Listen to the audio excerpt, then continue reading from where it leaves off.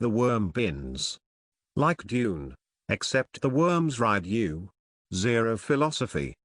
Section 00. It was as if the illumination had been designed to emphasize darkness. Beyond the pools of soft lamplight, a carnival of shadow stretched to the edge of night, and was lost there. An almost perfect silence was scattered among the fragments of visibility. Islands of expectation resonated, hushed. The society was not large. It was, in its own way, or some other, peculiarly select. Now it leant in upon itself, intent. The master of ceremonies rose up from his seat into the largest patch of light. He raised his glass, making his toast to the worms. Among the uninitiated, the words would surely have sounded merely odd, rather than chillingly ambiguous. This is how it has to have been. Section 01. Matthew Rigby's mysterious disappearance had been reported by his brother, Alfred. They were apparently close, but metaphysically estranged in Alfred Rigby's words. Initially, the phrase meant nothing to me. It was not until many hours later that I recollected it with any proper consideration of its seriousness. I spent 3 whole hours with Alfred Rigby that afternoon. I learnt more about him than about his brother, despite my best efforts, and his almost unreserved cooperation. This might already have told me something, but of that, more later. It very quickly emerged that Alfred Rigby was a man of deep, if eccentric, Christian conviction. The loss of his brother was pitched overwhelmingly in spiritual terms. "I fear Matthew has now fallen beyond rescue," he said. "Yet even if only his body can be recovered, his damnation might still be incomplete." Attributing these words to groundless morbid speculation, I paid little attention to them. "We will of course do what we can to find him," I answered, inadequately. "But for that we need to understand his most recent activities." "Ha!" Alfred exclaimed, in a tone of astonishing horror and bitterness. "Yes, indeed." When I directly asked him whether his brother shared his own particular religious persuasion, he became distinctly hesitant, for the first time in our conversation. There had been some divergence, he admitted, after a long pause. "In truth," he continued, quietly, "the exact nature of Matthew's beliefs had become difficult to ascertain with clarity." "But you would describe him as a religious man?" "Oh yes. Yes indeed, even to a fault."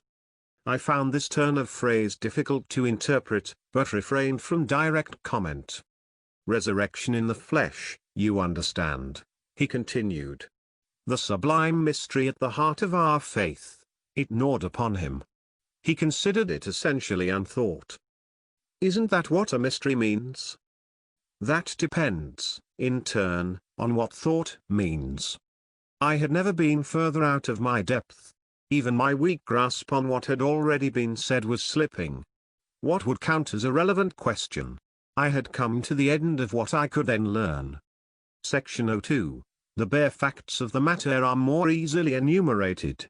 Matthew Rigby was unmarried, and without close family beside his brother. His small town house had recently been sold, and all his property apparently disposed of. To all appearance, he had neatly arranged his own vanishing. No written testament to his plans had been found. There would have been no case at all had his brother not insisted on there being one. Section 03. Immediately upon my return to the station, I was intercepted by Detective Inspector Jonathan Clark. He was not attached to our department, but by chance, I knew something of the man and his backstory. It was told to me before I had any reason to take any interest in him. He had been an ethnographer of some distinction, with a special interest in comparative religion. Increasingly, his focus of interest had shifted to the representation of exotic religious ideas within European, and particularly English, occult societies. His expertise in this field was probably peerless, when disaster struck. In the year of our Lord 1890, Clark's family had been gathered for their traditional Christmas dinner at their country seat in Kent. Clark was there himself, but less than an hour before the evening meal he was called away by a visitor. My narrator betrayed some uncertainty at this point, whether despite or because of its axial significance. Where did Clark go, and with whom? No reliable answer was forthcoming. Confidence resumes with his return, to a scene of crimson atrocity. He lost a grandfather, both parents, and both siblings, a brother and sister, to the crime. He insisted that the killings were not only obviously ritualistic, but that they were furthermore identifiably attributable to a particular strand of Polynesian mystery cultism, and one with which he had definite and invaluable intellectual familiarity. Some easily pursued microsociology directed to understanding the recent spread of this cult within the English home counties would inevitably lead to the apprehension of the perpetrators and a complete resolution of the case, he predicted. Yet it seemed to him that his advice was entirely ignored. One especially infuriating report, leaked to him anonymously, described the ceremonial features of the killings as most probably a prank designed to spoof the family heritage of advanced anthropological study, passed down through 3 generations. Frustrated by the police handling of the investigation, Clark had skewed his life wildly in the direction of law enforcement. A natural talent for detective work was reinforced by diligence that edged continuously into fanaticism. Yet, in truth, Clark was a difficult man to like. Ordinary human sentiment seemed entirely alien to him. Furthermore, he made no apparent effort to smooth the impression he made. Those who accused him of arrogant pedantry had a point. Quite clearly, the professional respect he earned from his colleagues was entirely unaccompanied by affection. His career progress was drastically retarded by such failings. "They sent you to interview the brother?" Clark asked now, though he had to already know. "That's right." "Christ," he muttered, mostly to himself. "I'm assuming you didn't learn anything." I didn't want to admit his prejudice might be justified, though in fact I shared it. "It appears there's a religious angle," I mumbled. He sighed deeply. "And a club of some kind," I continued. Yes, he replied, with obvious impatience. "It's this place." He flashed a business card past me, too quickly to read. "You better come along, I suppose, since they've decided to involve you." It didn't seem to me that the decision could possibly be his to make, but I nodded anyway. Something about the case had begun to grimly fascinate me. "They've put Joyce in charge," Clark said, sighing again. "We'll share a ride with him." Section 04, it turned out that Detective Superintendent Harold Joyce had made his own way to the address. Nevertheless, a police motor carriage had been arranged for us, with a driver who now greeted us politely. We climbed into the vehicle. I didn't find Alfred Rigby easy to understand, I confessed. It was as if he spoke in code, without realizing it. The impression he gave was that his brother was a man in the grip of unusual ideas. "Did it cross your mind to ask about the nature of these unusual ideas?" I was already lost, I admitted, sliding still further into abject confession. "It required an expert." "Indeed," he remarked. "Why weren't you chosen?" I asked, unnecessarily. It had to be his own unspoken question. They had no idea what they were dealing with. It was said neutrally, without any hint of bitterness. In any case, I would have been unlikely to learn much. "The brother, Alfred, isn't an insider." "An insider of what?" I nagged, all pride long gone. "You've heard of the Ouroboros Society?" Perhaps he really thought I might have done. It was hard to tell. The idea was nevertheless absurd. The depths of my incomprehension must have been easy to read, since he immediately abandoned all expectation of an answer. Instead of awaiting one, he took out the card he had previously shown me, but this time allowing me to study it. The words Ouroboros Society were neatly printed on it, in a heavy font with subtle Gothic characteristics, followed by an address, 111 Aquagate Square. The words overlay a soft grey image, like a shredding ring. I had only glimpsed it uncertainly before, but now it revealed itself as a self-devouring serpent. "Where did you get this?" I blurted out. It struck me as inherently if opaquely incriminating. Clark contemptuously ignored the question. "If you don't understand this, nothing will make any sense," he said. "So prepare yourself for abysmal confusion." How do I begin to understand it? Look at the image. Do you think beginnings are going to be any part of this? Then, if everything is circular, I'll never grasp it. Unless it has already been grasped, he said. The neutral pronoun was chilling beyond all reasonable proportion. It twisted me into myself, and silenced me. Clark, too, had said enough for the moment. He smiled enigmatically, as if to approve my accelerated education. I did not smile. Rather, I found myself, even then, attempting to arrest the wheels of thought, before they could carry me to a destination anticipated with unlimited abhorrence. Section 05. I regained my capacity for speech as we arrived at Aquagate Square, and dismounted from the vehicle. Odd name, I noted. It was Awkward's Gate, Clark explained. Basil Awkward owned a mansion here, but it was destroyed in the Great Fire. Should I have heard of him? He founded, or, as he said, re-established the Ouroboros Society. In the 17th century? Such antiquity struck me as improbable. It's thoroughly documented. Isn't that unusual for a secret society? Who said anything about a secret society? It was established in full public view. Still, the mistake is understandable, he said, surprising me with the concession. Within the scientific shell there was an esoteric nucleus, inclined towards ideas that men could certainly have been burned for. The documentation becomes increasingly cautious as one advances inwards. Institutional continuity is well attested, doctrinal continuity far less so. It took me some few seconds to construe his basic implication. Yet despite the uncertainty of its origins, the current doctrine of the Inner Ouroboros Society is something you understand? Broadly, yes. And you find it germane to this investigation? Eminently so, he confirmed.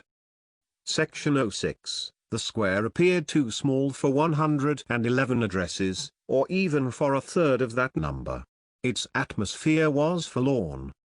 A small inhospitable park occupied its center. Fierce iron railings deterred ingress. Is that a tomb?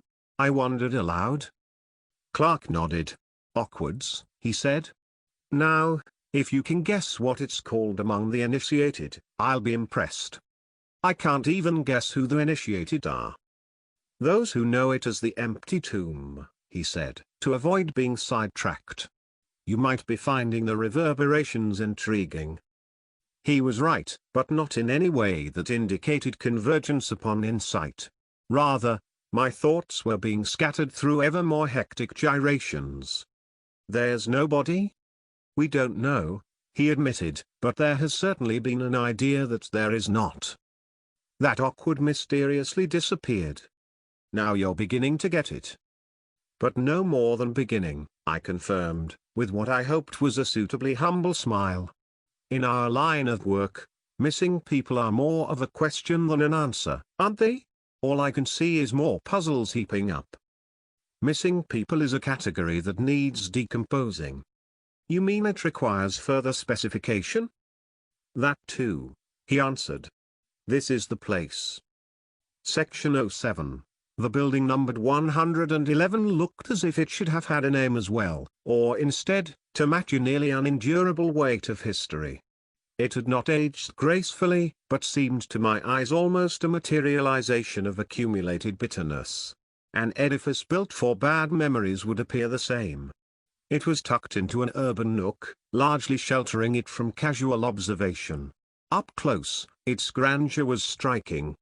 Yet it also somehow withdrew itself from direct observation, as if it was the mere shadow of a structure belonging to another dimension. Examining it required craning the neck for perspectival engagement with angles that were first dizzying and finally uninterpretable. More than this, the building hid shadows within its shadows, until its shape was quite lost. What appeared initially as a mere excess of Gothic revival detailing quickly scuttled from perception into obscure crannies and tricks of light. From end to end, Aquagate Square was consistently gloomy, as if the date was advanced several months further into late autumn there. Yet none of its other addresses approached the dread majesty of number 111. Those closest to it seemed almost to wilt from toxic contact, sagging into lopsided dilapidation. Clark, who evidently recognized the building, did not pretend to take pleasure in contemplating it. Yet the firmness of his scowl spoke also of grim determination. Some unfinished business doubtless contributed to it. The superintendent was waiting for us outside. I could not guess how long he had been waiting there. "Ah," he said now, recognizing us both. "Gentlemen, let us proceed. Duty calls." He was at this point quite cheerful about our mission. The routine exercise of implicitly acknowledged authority pleased him, reliably though not immoderately. Such satisfaction was unsullied, since there was nothing yet impelling him to find anything about the case peculiarly macabre. Joyce tended to bluster, which meant he could be mistaken for a fool. I myself had often underestimated him. Yet his brusque manner masked a genuine talent for delegation, through which he optimized his own abilities, and these were considerable. In particular, his imaginative empathy with the criminal mind, while completely devoid of moral sympathy, verged upon sinister genius. The most perverse motives were generally transparent to him. His success rate was remarkable, and appreciated by his seniors. On this occasion, however, he would be lost. Section 08. The portico of 111 Aquagate Square was an intimidating black maw. Joyce, I could see, shared my reluctance to enter it. After some few moments, however, regard for the dignity of his office propelled him to the door. A formerly liveried servant of advanced years opened it. There was something intangibly repellent about him. It was as if his features had been subtly suffused with having seen too much. I took an involuntary step backwards. "Are you expected, sirs?" Instead of verbal affirmation, Joyce exhibited his police credentials. "This is the home of the Ouroboros Society?" he asked, mispronouncing it. The question was merely formal, or rhetorical, and was received as such. Perhaps it induced some slight inclination of the doorman's head, but if so the gesture was unnecessary. "We're concerned about one of its members, a Mr. Matthew Rigby," Joyce continued. "I'm afraid, officer, that Mr. Rigby isn't here. Nor are any members of the society, at this moment. We didn't expect him to be." The doorman responded to Joyce's gruffness with a sly smile. "Perhaps you'd like to come in," he said. Joyce stepped forward and inwards, all hesitation masked. We followed him. The threshold had been crossed. Section 09. It had not occurred to me that we could possibly have any other business at the address than interviewing Rigby's fellows in the society. Upon gathering that no such interviews would be taking place, I then assumed we would simply leave. None of these assumptions had been much thought through. Still less were they informed.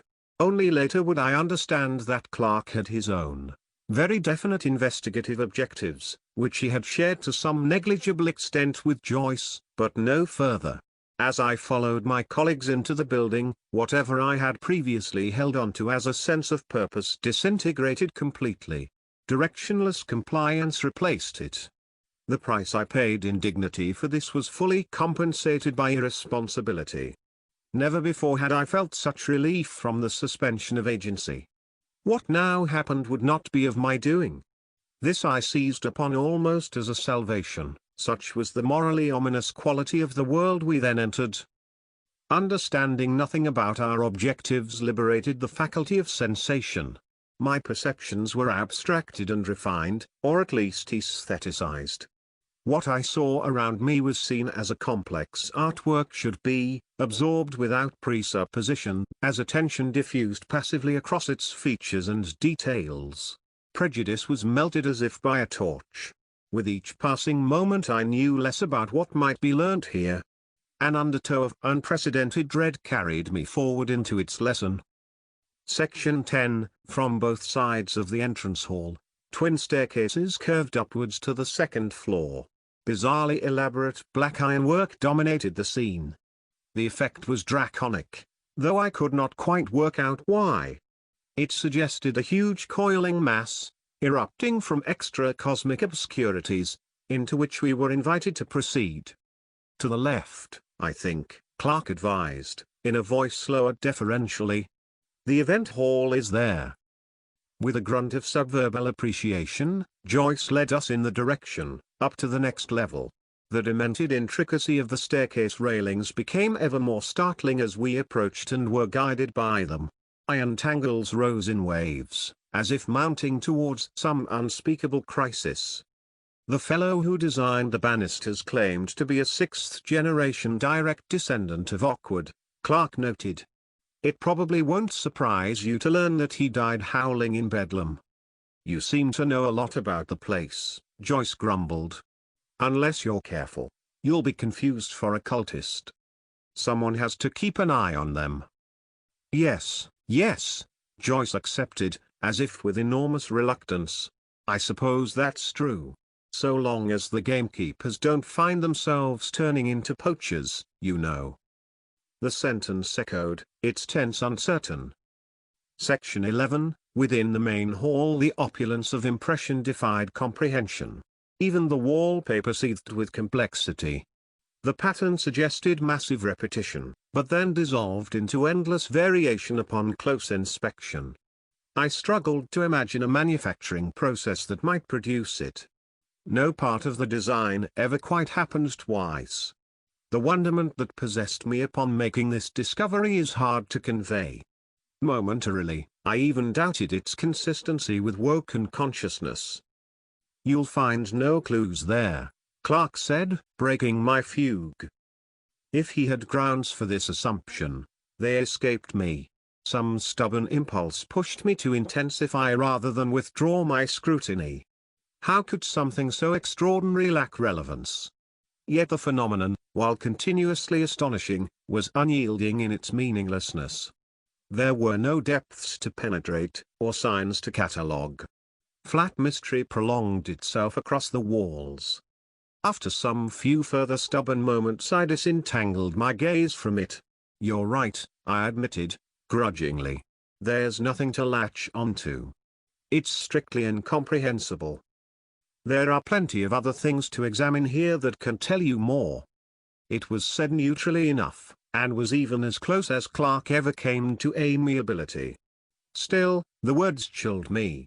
I came close to returning to the wallpaper, as to a refuge. Section 12. A large painting, dense with shadow in the Dutch style, depicted a figure in 17th century period costume. It had to be Awkward, I guessed. Yes, that's him, Clark said, without needing to be asked. It's not a contemporary rendition, though, so it's not to be trusted. You mean it's a copy? Yes, and of an unreliable original, scarcely more than a cartoon, in fact, and now lost. The painting was merely the occasion for such commentary, I understood. Clark was portraying the society far more generally. Section 13. Joyce spent not much less than an hour conducting his own, personally directed investigation of the premises. It was a matter of pride to him, perhaps, that he be not entirely beholden to Clark for guidance, or at least that he be seen making an effort not to be. Dignity preserved, he turned to Clark at last. "What am I seeing here?" he asked. The scene evidently offended him. In a way he was incapable of resolving to his own satisfaction. There was something, many things, very badly off about it. The question had been so badly posed that Clark struggled to respond. Joyce was not seeing anything that mattered. Far from seeing, he was not even looking. He should have asked what there was to see, but even had he done so useful answers would have remained inaccessible. Anything that could be seized upon was at once wildly excessive and wholly inadequate. "It takes time," Clark said, after some moments, pressured to say something, however inane. There's a lot to absorb. I have to wonder at the relevance of it all, Joyce grumbled, with entirely unintended ambiguity. How much madness do we delve through in search of one missing man? Section 14, like Joyce, but under my own direction, I sought to perceive the room through Clark's eyes. These were the strange seas in which he swam. It would all be, at some level, familiar to him. The jagged edges of exoticism would cut nowhere nearly as deep. I was quickly dazed and exhausted by its extreme incongruities. Overtaxed senses slid into alienated reverie. The theme of its furnishings combined a reckless indulgence in superstition with the most austere naturalistic rigor. There was nothing anywhere that repelled the scientific spirit, but also nothing that refrained from stretching, twisting, and contorting it. The wildest mythological delirium was, if not quite reduced, at least subtly dissolved into turbulence. Upon examination, the most extravagant decorative archaism became perfectly contemporary, or even futuristic, as it complied in detail with exact investigative method. An observer, groping for perceptual equilibrium, might seize upon the obscure notion of alchemy. Shelves were cluttered with clockwork and what might have been laboratory equipment. A number of large diagrams were displayed on the walls. These amalgamated instructive condensations of scientific topics, drawing especially upon geological and biological studies, combined with more abstract mathematical patterns, whose outer wisps diffused into embellishments of arcane symbolism. Each was dizzying. The psychological shock of information glut was accentuated by the peculiarly spiral mode of presentation. It was as if, always, a continuous folded line linked the most heterogeneous of materials, without prospect of termination. As perception followed perception, the mind wound in intensifying gyres, on some foaming descent into a whirlpool of association. I could not think where to look. Everywhere, it seemed, eddies of implication snatched at me. "Do you get the idea?" Clark asked. He was addressing me, but no doubt wanted Joyce also to hear. "There's an idea," I replied, unconvinced. It seemed no more likely than the discovery of logical formulae in opium reveries. Why is everything swirling? Does nature swirl? Assuredly, I answered. And would you expect swirls to be mathematically tractable? Rather the opposite. Thus, in combination, you have your answer. The society seeks to stress intelligence realistically. By turning always in the direction of that we find most difficult to model. Things that turn upon or into themselves, reflexive things, self-swallowing vortices, loops. I'm sure you're beginning to follow the pattern. It was all as the image on the card had summarized. Looking around now, a profound sense of wind inconsistency impressed itself upon me, like curling smoke. The cult is just this. Just this taken to its limit, he readily agreed.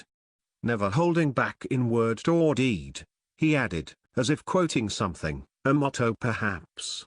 He leant forward, better to examine a diagram simplifying the dominant chemical cycles in temperate forests. It can be a terrible thing to contemplate, but madness is only sincerity. Section 15. One wall was dominated by heavy glass tanks, of a greenish hue. Upon noticing them, I knew at once that they were what mattered most here. Despite recognizing their importance, I approached them only with the greatest reluctance. The heaving masses within confirmed my fears. "Worm bins," Clark commented, as he joined me beside them. "Extraordinary, aren't they?" "Extraordinary, yes," I agreed, without hesitation. "Thank heavens. There's no room for distaste in rigorous police work," he scolded. "It clouds observation." He leant forward to better examine the content of the tanks. "We'll probably need a laboratory to sift through these." Looking for what? I might have said, but there was no need to. It had been, for several days, a case of disappearance. Now it acquired a far more sinister aspect. Section 16, A long table occupied one side of the hall. A total of 24 chairs were set around it. At one end, both floor and table were raised by a few inches. The 5 chairs here were notably larger and more ornate than the others, the one at the head of the table especially so. Behind this grand seat a painting of the worm bins hung. "The Brotherhood of Urban Composters," Joyce read aloud. "It sounds innocent enough, I suppose," he mumbled, without conviction. "There has to be a niche for such people." Clark's attention remained glued to the bins themselves. "They can eat bones," he explained. I said nothing. My skepticism must have been obvious. "You don't believe me?" he asked. "I understand how it might seem improbable." Instead of replying, I forced myself back to the tank. Its worms were obviously unusual. Yellow stripes offset a coloration that was predominantly deep red, almost scarlet. "Bloodworms," Clark continued. "They're not a native species. Sumatran originally, though now invasive in Florida, it is reported. These were most likely imported from America." "You're saying they killed Rigby and then fed him to the worms?" "Killed him? I don't know." "But the other thing?" I insisted, despite myself. "That seems to be beyond any question. Look at these residues." He pointed at what I could only identify as meaningless stains. "They would scarcely dispose of the body unless they had something to hide," I remarked. "If that's what they were doing." "But you said—" Clark interrupted impatiently. "I accepted your suggestion that the corpse of Matthew Rigby had been fed to the worms. No definite motive was proposed." It was somehow obvious from his tone that he meant more than he had yet said. Section 17, Clark shifted mode to something almost pedagogic. "You have heard of sky burial?" he asked. Neither Joyce nor I could have betrayed the slightest hint of comprehension. Without attempting to edit the irritation from his voice, Clark offered a brief explanation. "You're saying they deliberately feed the bodies of their dead to animals?" Joyce interrupted. He clearly hoped that he had misunderstood. "To vultures, yes," Clark replied, his impatience sharpening. "My God!" exclaimed Joyce, his voice thickened with revulsion. "There's no soil, or wood to burn. Burial and cremation are equally infeasible." "But still, my God!" Joyce looked vaguely ill.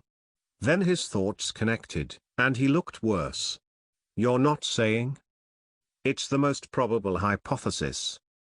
"Food for worms," Joyce muttered, as if citing funeral liturgy, and then once again, though more hushed, and at a yet greater pitch of distress, "My God!"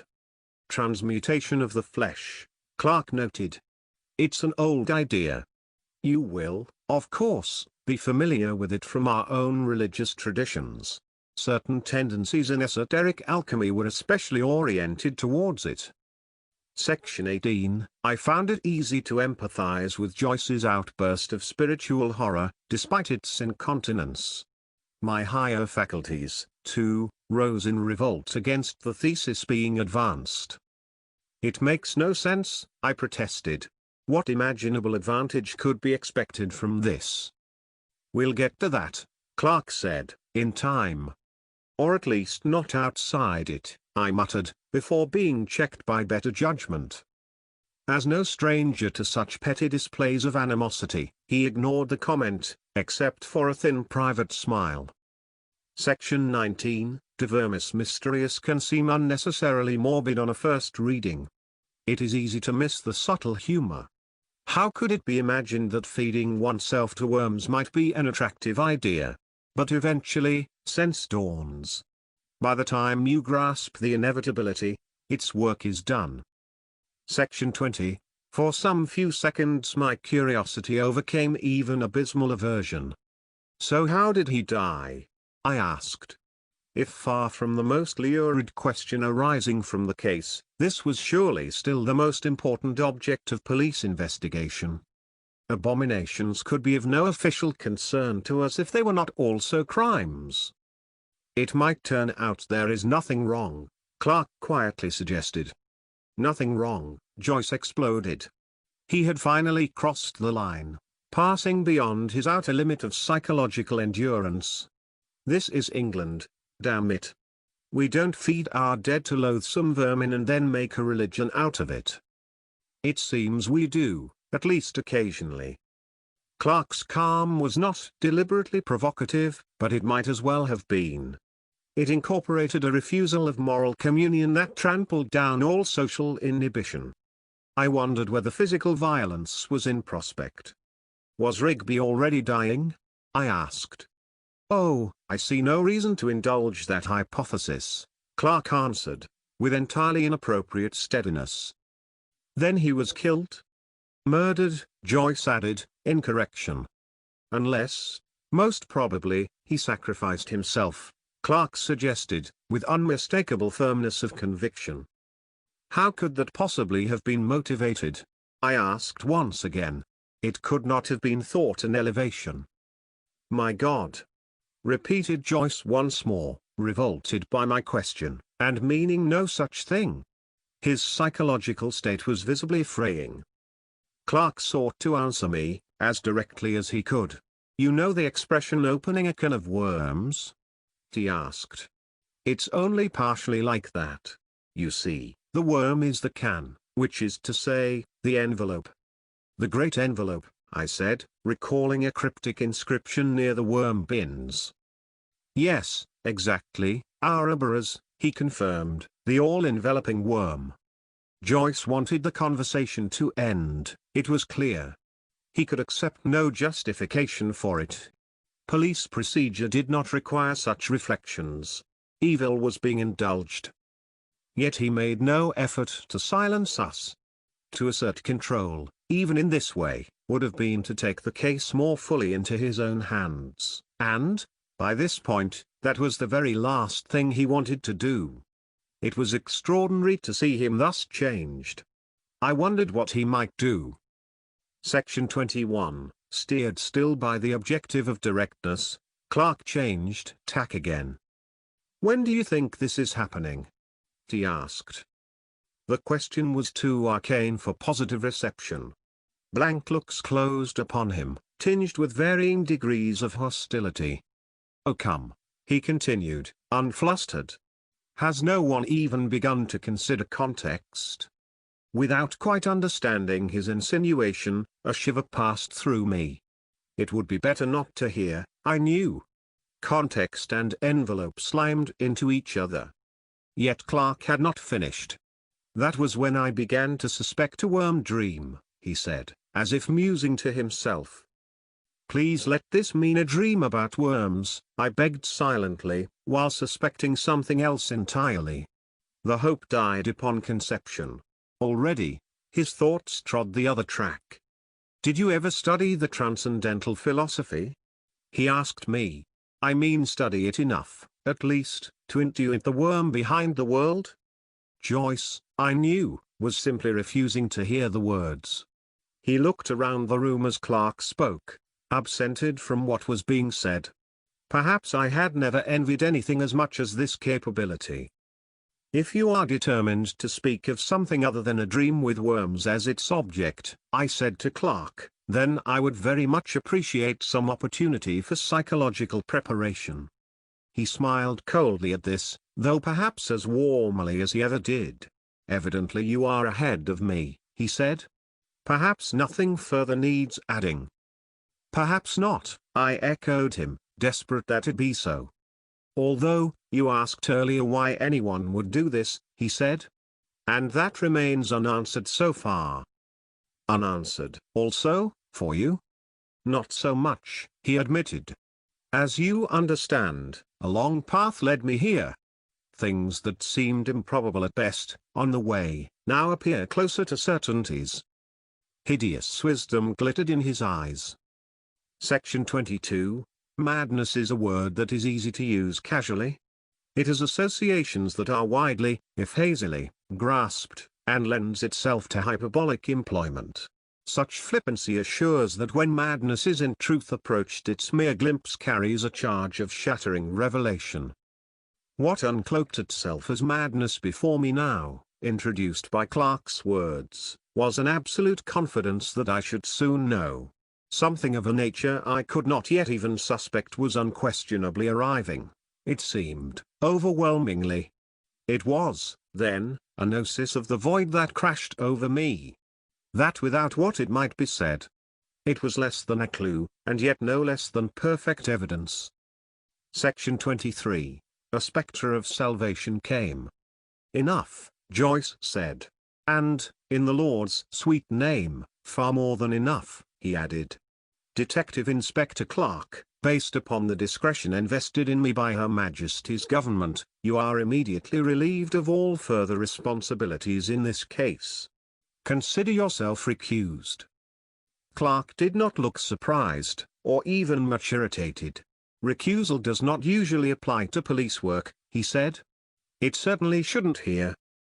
On that, as on so much else, we disagree. Your complicity could not easily be more evident. Whatever the monstrosities being promoted here, you have sought to the fullest extent of your powers to promote them further. No, don't argue, as if Clark had been attempting to. This can all be discussed, under more suitable circumstances, and between more specifically credentialed experts, at a later date. The development should have come to me as an inestimable relief. Had not my passage into the maelstrom of madness, apparently inescapable only moments before, been now definitively arrested? An alternative version of me, overcome by hysterical gratitude, laughed unstoppably, oblivious to the humiliation of it. This one, though, did not. It was all too good to be true, and it was not relief that came. As Joyce and Clark spoke, their voices receded. Vision swam. Some occult current was drawing me away from them.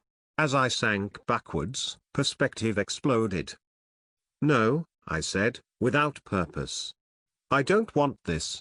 It's not for me to know. Now both figures, weirdly shrunken as if by great distance while also unchanged in size, turned towards me. Joyce looked appalled, Clark merely interested. Still today, I have no sense for what they could have seen. For God's sake come back, man, Joyce demanded. You don't have to listen to any more of this. His voice was faint, and not compelling. Though perfectly audible, it was somehow recessed, like a soundtrack recorded for some kind of moving picture. My situation was undergoing an immobile transformation. Already, I was looking in upon them more, rather, the scene was being looked in upon, by something other than and instead of me. That was the fundamental structure of the phenomenon. A perspective was revealed by it. The tangible implication was engulfing. What remained of me struggled, in futile, frozen desperation, to avoid the connection between what now manifested and Clark's words. There was nothing I sought less than the meaning of wormed dream. Yet still, uncaring, it came. Section 24, perhaps, accursed creature, you already see. The awoken nightmare is certainly not mine alone. Section 25, within hours of our departure from the scene, the case was shelved. It could not then, or ever, be officially closed. There was nothing more to be learnt about it, and still less to be said. It was consigned to a legal and historical limbo realm whose existence I had not previously suspected. I visited Alfred Rigby again, this time in a private capacity. Do you know? I asked him. I could see that he was tempted to lie. The words he would have employed, in constructing this deceit, would be those he himself wanted to hear, and to believe. He toyed, I could tell, with the pretense that things are not as they are. Who could not want that? Yet he was not among those to be so blessed by delusion. He met my question with his own. You've seen the worm bins? He asked.